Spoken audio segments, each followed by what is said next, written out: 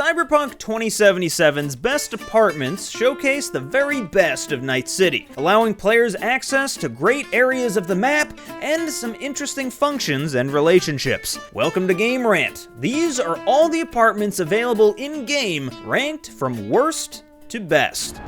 First, just outside of Night City, players can find a small and humble trailer park containing the Kutcher's home. It's not the best place to live, and it's a little too out of the way, but one has to respect the humble home of River Ward's family. Then, located on Elizabeth Crest Street, players can get their hands on this free apartment so they can kick their feet up in Dogtown, away from the bloodshed, gunfire, junkies, and cyber psychos that seem all too common within the lawless district. That said though, the Dogtown apartment is less than great, with barely any working lights and trash scattered throughout.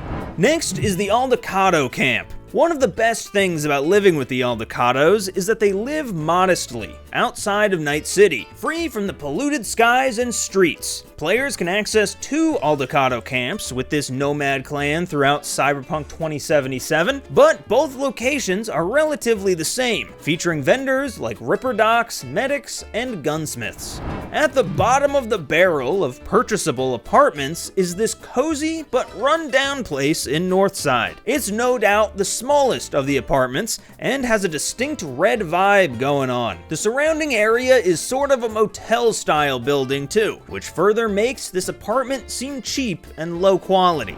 Next is Judy's apartment, which isn't the nicest place to live either, especially with what happened to Evelyn Parker there. Judy is a tinkerer and a true talent with machines, so things can get a little bit messy with a bundle of gadgets and wires on her workstation. It's a nice enough place to live though, especially if players have romanced Judy.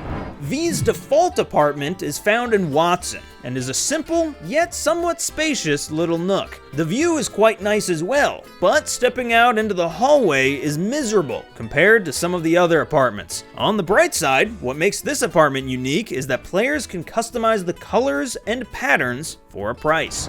The apartment in Glen may be among the fanciest in the game, and consequently, expensive, but it ranks below the Japantown apartment due to the lack of coziness and atmosphere, meaning it feels a bit too barren and modern to really have that nice, cluttered Blade Runner style.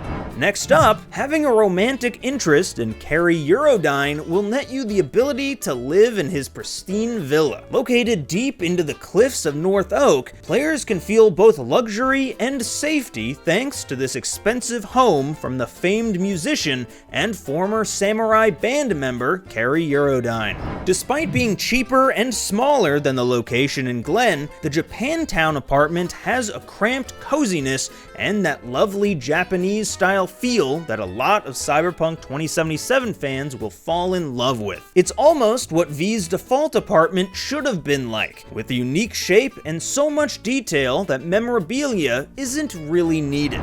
Once V starts to really hit the big leagues, the best upgrade is without a doubt the luxurious apartment found at Corpo Plaza. This place is so fancy that as players enter the building, they'll have to pass through their own security scan. Plus, there's even more interactions inside, with players being able to use a record player and a tea set, as well as a pretty fancy coffee machine. And lastly, no one can deny that the massive penthouse with its own gardens, just barely visible from V's default apartment, is the most incredible house that V can earn in-game. Unfortunately, the downside with this apartment is that players won't actually get to use it, as it's only accessible if players choose the Path of Glory ending. And that's about it for our list. Thank you so much for watching, and go to GameRant.com for even more like this.